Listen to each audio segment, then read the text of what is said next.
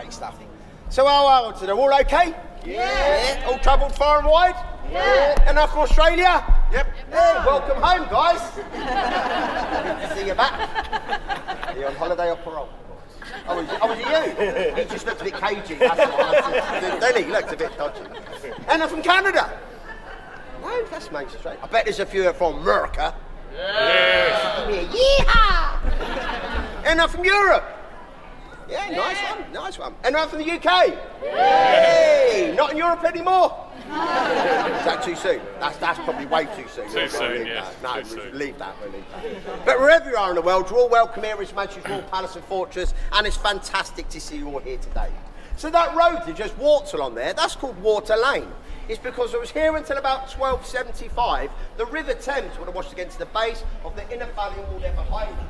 When the south wall behind me was built, that pushed River Thames back, and this road that we're now standing on was raised some 12 or 13 feet. As we come around the bell tower to your left-hand side, where those white frame windows are up there, that's the rear of the King's house. We'll have a much better view of it a bit later in the tour. But from this position, I can point out two places of interest. Can you all see that large window on the top floor there above the one with the balcony? Now that window there lets light into an impressive room known as the council chamber. And it's in that very room up there that Guy Fawkes was interrogated after the failure of the gunpowder plot in November 1605. Now Guy Fawkes' intentions was to detonate a supply of gunpowder beneath the Houses of Parliament, therefore killing King James I and all his important ministers. Guy Fawkes, he would not give up the names of his co-conspirators. So on the orders of the king, he was taken to the White Tower, where he was brutally tortured. Guy Fawkes, he was one of the first men to be placed upon the rack. 36 hours later, he's brought back to the council chamber, a completely broken man, and he freely gave up the names of his fellow plotters. Guy Fawkes was then sent to trial on accusations of treason. He was found guilty and he was condemned to death. Now each year on the 5th of November we celebrate by lighting big bonfires and setting off fireworks. It's often wrongly believed that Guy Fawkes was burned to the stake, when actually he was hanged till he was nearly dead. And then he was drawn and his intestines and bodily organs removed whilst he was still alive. And then he was quartered at the Old Palace Yard of Westminster in January 1606. Right, we've tortured him, we've murdered him, we've chopped the heads off, we've now managed to cut them in 4. Who wants to hear a love story? See the small window to the left-hand side of the council chamber up there? Now, inside that small room there was one Lord Nithsdale. Now, Lord Nithsdale was making his execution up on Tower Hill after the failure of the first Jacobite rebellion. Now, his wife and bride of just only a few days was at their family home up in Dumfriesshire, Scotland, when she heard the news of her husband's impending fate. Notwithstanding in the depths of winter, this brave young woman, she rode all the way down here to London to permission the king for clemency. You got that out then. But this was refused. Having travelled so far and not to be put off, she took up lodgings in the city, and she'd visit her husband every night in that small room to the left of the council chamber. Now, the night for his execution, she visited as usual, except this time she had with her 2 of her maids, and they had with them, hidden underneath their outer garments, a set of ladies' clothing. Once they got into that small room up there, they then persuaded Lord Nithsdale to dress in this lady's clothing. As he was doing so, the 3 women that came to and from, in and out of that room, confusing the Yeoman Warder, sat outside as to the amount of women that were actually present. Once dressed as a woman, Lord Nithsdale exited that room on the arms of his wife's maids. Now, not only did he exit that room, but he exited the Tower of London. Now, his wife, a great personal risk to herself, she remained in that small room, talking to her non-existent husband, till she, the judge, had enough time to escape this formidable fortress. She then exited that room. She was weeping copiously. She fell to the feet of the Yeoman Warder sat before, and she said, "I've just said farewell to my husband. He is to die tomorrow on Tower Hill. He is currently at his place. I beg you to leave him for an hour." This, the Yeoman Warders agreed. And with great calmness, courage and dignity, Lady Nithsdale made her way out the Tower of London. She met up with her husband. They both made their way to Rome, where they both lived very happily for many, many years. Hey! Is that a better story? Yeah. Of course it's a better story. Nobody actually died in that one, did they? But that story, like a lot of the stories in the Tower, does have a slight twist to it. Now, Lord Nithsdale, he was an extraordinarily tall, large man for a man of those times. He stood nearly 6'7", and he had what was back then a very fashionable, big, bright red, long ginger beard.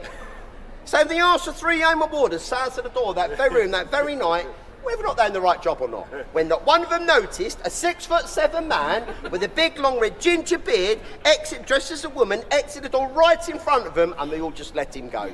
They did not last long as Yeoman Warders, that's for sure.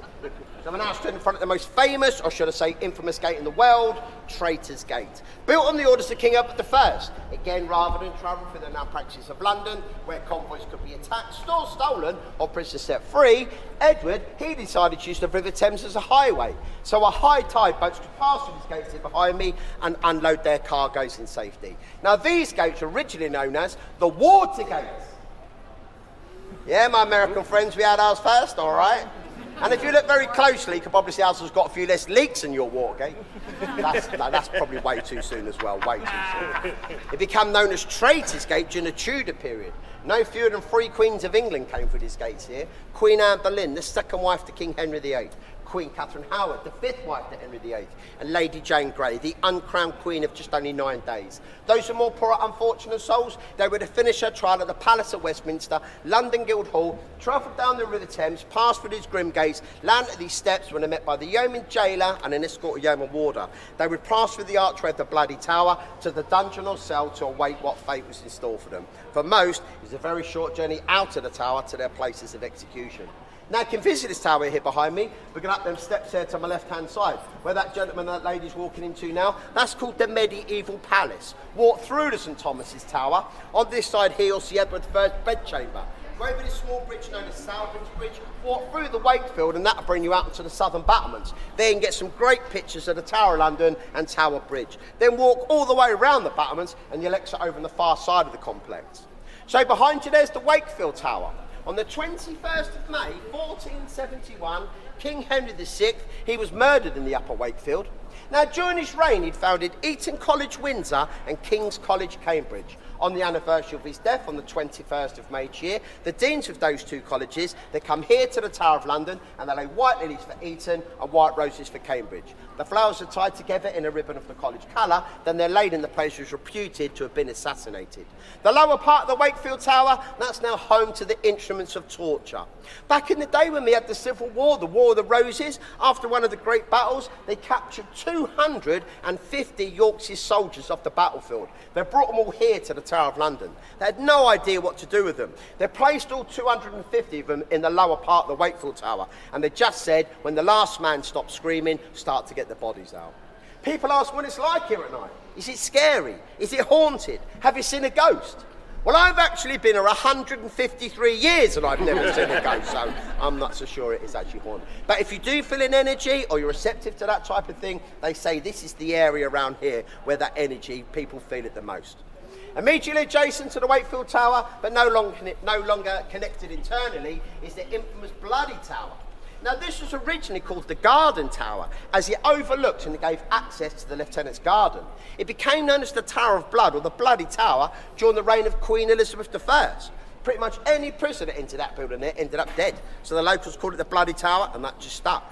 Sir Walter Raleigh, the intrepid explorer, the man that brought the potato and tobacco to this country, he spent nearly 13 years of his life in prison inside the Bloody Tower till he was eventually executed in 1619 on the orders of King James I.